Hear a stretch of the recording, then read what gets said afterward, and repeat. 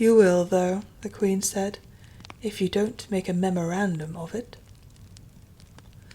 Alice looked on with great interest as the King took an enormous memorandum book out of his pocket and began writing. A sudden thought struck her, and she took hold of the end of the pencil, which came some way over his shoulder, and began writing for him.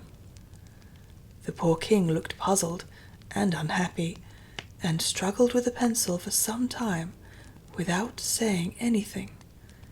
But Alice was too strong for him, and at last he panted out, "My dear, I really must get a thinner pencil.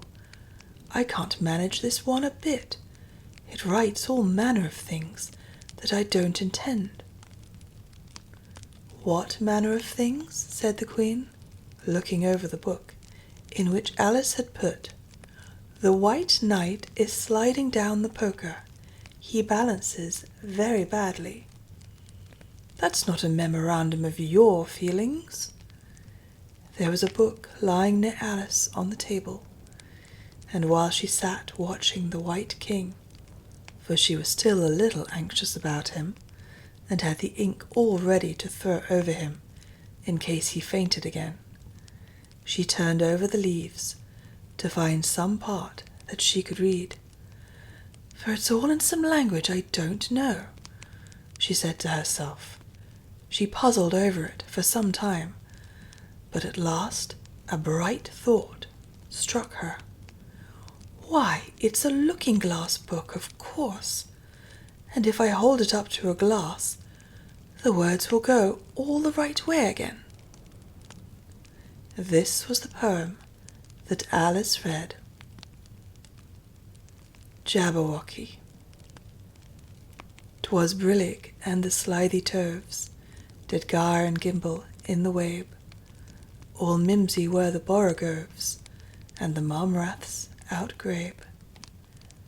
Beware the Jabberwock, my son, the jaws that bite, the claws that catch.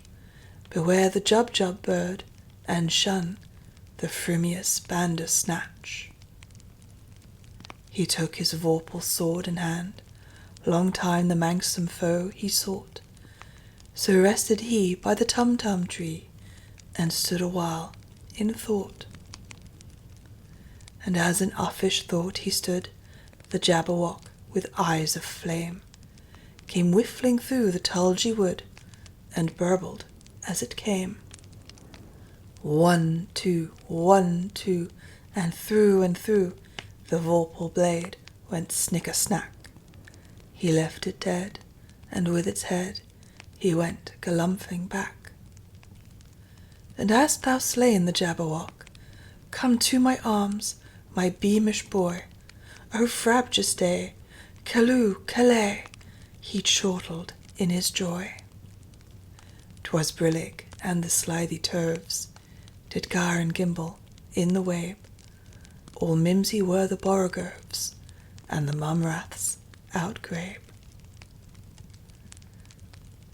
"It seems very pretty," she said, when she had finished it, "but it's rather hard to understand." You see, she didn't like to confess, even to herself, that she couldn't make it out at all. "Somehow it seems to fill my head with ideas, only I don't exactly know what they are. However, somebody killed something. That's clear, at any rate." "Oh," thought Alice, suddenly jumping up, "if I don't make haste, I shall have to go back through the looking-glass before I've seen what the rest of the house is like. Let's have a look at the garden first." She was out of the room in a moment, and ran downstairs, or at least it wasn't exactly running, but a new invention of hers for getting downstairs quickly and easily, as Alice said to herself. She just kept the tips of her fingers on the handrail and floated gently down without even touching the stairs with her feet. And then she floated on through the hall, and would have gone straight out at the door in the same way if she hadn't caught hold of the doorpost. She was getting a little giddy with so much floating in the air, and was rather glad to find herself walking again in the natural way. Chapter 2. The Garden of Live Flowers. "I should see the garden far better," said Alice to herself, "if I could get to the top of that hill. And here's a path that leads straight to it. At least, no, it doesn't do that." After going a few yards along the path and turning several sharp corners, "But I suppose it will at last. But how curiously it twists. It's more like a corkscrew than a path. Well, this turn goes to the hill, I suppose. No, it doesn't. This goes straight back to the house. Well then, I'll try it the other way." And so she did, wandering up and down, and trying turn after turn, but always coming back to the house, do what she would. Indeed, once when she turned a corner rather more quickly than usual, she ran against it before she could stop herself. "It's no use talking about it," Alice said, looking up at the house and pretending it was arguing with her. "I'm not going in again yet. I know I should have to get through the looking-glass again, back into the old room, and there'd be an end of all my adventures."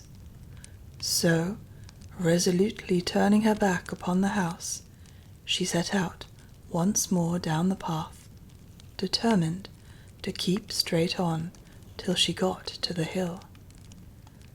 For a few minutes all went on well, and she was just saying, "I really shall do it this time," when the path gave a sudden twist and shook itself, as she described it afterwards, and the next moment she found herself actually walking in at the door. "Oh, it's too bad," she cried. "I never saw such a house for getting in the way. Never." However, there was the hill full in sight, so there was nothing to be done but start again. This time she came upon a large flower bed with a border of daisies and a willow tree growing in the middle. "Oh, Tiger Lily," said Alice, addressing herself to one that was waving gracefully about in the wind, "I wish you could talk." "We can talk," said the Tiger Lily, "when there's anybody worth talking to." Alice was so astonished that she could not speak for a minute.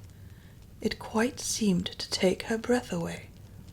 At length, as the Tiger Lily only went on waving about, she spoke again, in a timid voice, almost in a whisper.